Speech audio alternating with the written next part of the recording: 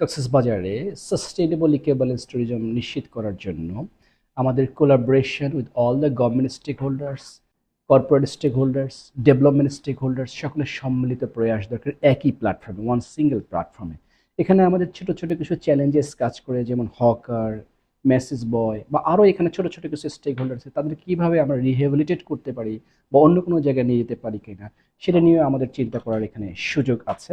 On the other hand আমরা মনে করি যে এই সাস্টেইনেবল ইকো ট্যুরিজমে নিশ্চিত করার পিছনে ব্যাক এন্ডে যে জিনিসটা কাজ করে সেটি হচ্ছে যে sustainable security, sustainable peace in the community. সেটার জন্য আমরা মনে করি this is right time to to to invest on peace and security. I mean tourist পুলিশকে বুস্ট আপ করা, টুরিস্ট পুলিশের যে চ্যালেঞ্জেসগুলো আছে সেগুলোকে ওভারকাম করা।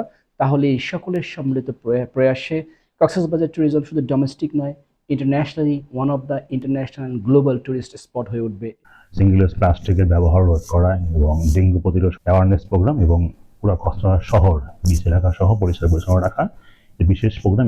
এই প্রোগ্রাম খুবই সুন্দর একটি উদ্যোগ আমি মনে করি আর কি। এর ফলে টুরিস্ট সহ যারা এখানে আসলে স্থানীয় বাসিন্দা আছে প্রত্যেকেই সিঙ্গেল ইউজ প্লাস্টিকের ব্যবহার না করা, পরিষ্কার পরিচ্ছন্ন থাকা এবং এই সংক্রান্ত যে বিষয়গুলো সেগুলো অ্যাওয়ার্ড হবে এবং এর ফলে কক্সবাজার দেশের ডেঙ্গু হটস্পট, সেই হটস্পট থেকে আমরা একটু হলে মুক্ত হতে পারবো এবং যারা টুরিস্ট আসবে তারা আমাদের এইখানকার যে অ্যাওয়ারনেসটা কাজে লাগে পুরো বাংলাদেশটাকে তারা সুন্দর করতে হবে বলে আমি বিশ্বাস করি। এবং আমি সর্বতভাবে এই প্রোগ্রাম আয়োজন করার জন্য ট্যুরিজম বোর্ড এবং জেলা প্রশাসনের সহ যারা এখানে অ্যাক্টিভলি কাজ করেছে ভলান্টিয়ারিং সবাইকে ধন্যবাদ দিচ্ছি।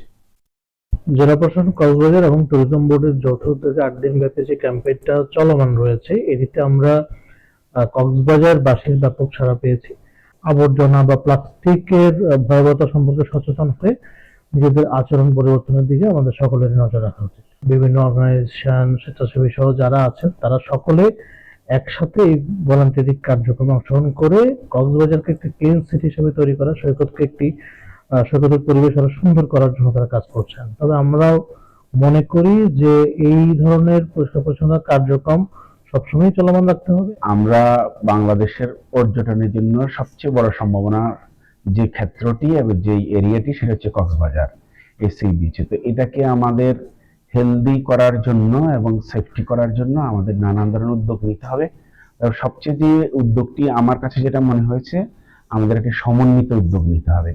আমরা আমাদের এই কক্সবাজারকে যদি বিশ্ব দরবারে তুলে ধরতে চাই, আরো নতুন ভাবে তুলে ধরতে চাই, এর একটি পরিচ্ছন্ন পরিচিতি দরকার। অনেক সময় পর্যটকদের মধ্যে সচেতনতার অভাবে দেখা যায় তারা যে প্লাস্টিক পণ্যগুলো রয়েছে, প্লাস্টিক এই পণ্যগুলো তারা ব্যবহার করার পর এগুলো আবার ছুঁড়ে মারে।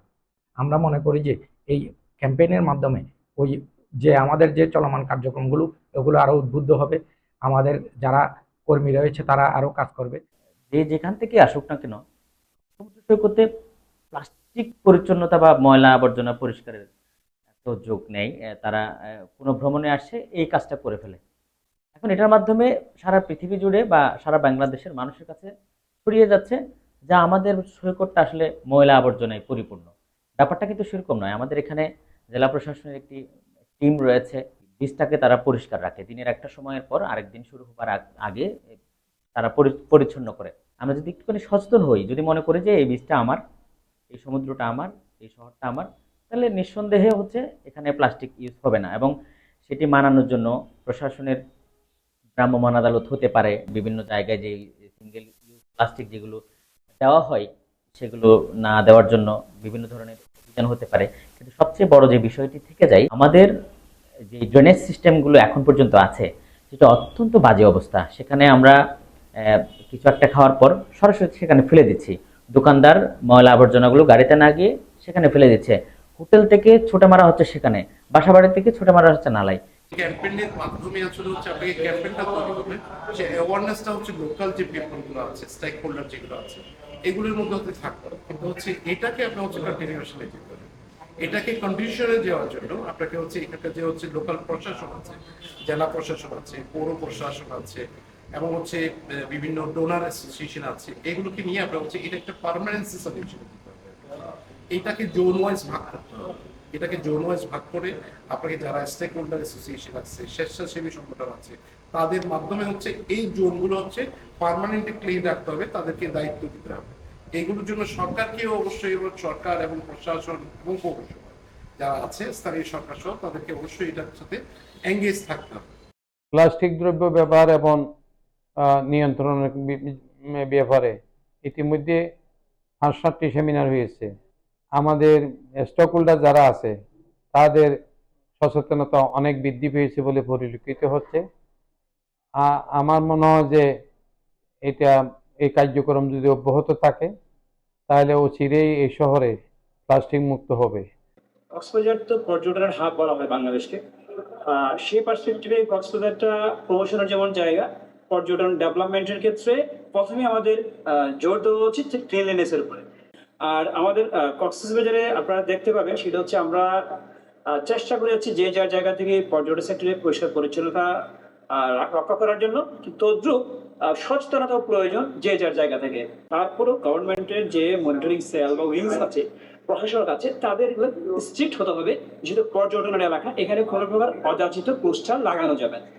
এই পর্যটন শহরে এই হোটেলের বিভিন্ন বর্জ্য হোটেলের সামনে পড়ে থাকে, যেটা কক্সবাজার পৌরসভার দায়িত্বে থাকে, কিন্তু অনেক সময় এই দায়িত্বগুলো অবহেলার কারণে কক্সবাজার শহর অপরিচ্ছন্ন থাকে। কক্সবাজার শহরকে অর্থাৎ পরিষ্কার পরিচ্ছন্ন রাখার জন্য পৌরসভাকে যথাযথ দায়িত্ব পালন করতে হবে। কক্সবাজারে আপনার ময়লা স্তূপ ডাম্পিং করার মতো কোনো স্থান আসলে কক্সবাজারে এখনো তৈরি হয়ে ওঠেনি। এই কক্সবাজারে আপনার এই বর্জ্য ডাম্পিং করার জন্য যদি কোনো ব্যবস্থা করা হয়, সেক্ষেত্রে কক্সবাজার শহর আরো পরিষ্কার পরিচ্ছন্ন হিসাবে থাকবে। নিজ নিজ এলাকায় যদি আবর্জনা পরিষ্কার না করে তাদেরকে যদি জরিমানার ব্যবস্থা করা হয়, কঠিন নির্দেশনার ব্যবস্থা করা হয়, তাহলে দেখা যাবে পর্যটন এলাকায় কোনো জায়গায় ময়লার স্তূপ থাকবে, ময়লা আবর্জনা থাকবে। আমরা চাই কক্সবাজার একটি পর্যটন সিটি, যাতে ক্লিন সিটি হয়, এখানে ডেঙ্গু থেকে মুক্ত থাকবে, স্বাস্থ্য ব্যবস্থা হবে। আমরা যেভাবে পর্যটনকে দেখতেছে আলাদা পর্যটন এলাকায় ঢুকলে আলাদাভাবে ভালো লাগার একটা ফিলিং কাজ করবে, সে ধরনের একটি পরিবেশ আমরা এখানে চাই।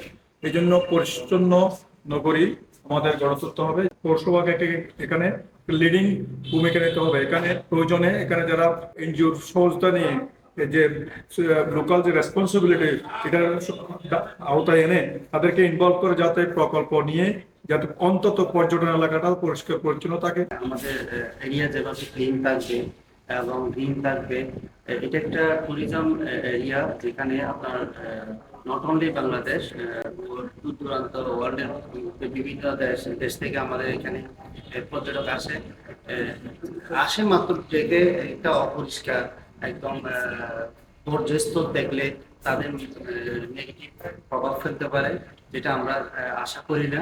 আমরা চাই এই জিনিসটা যাতে সাস্টেনেবল হয়ে পরিষ্কার থাকে।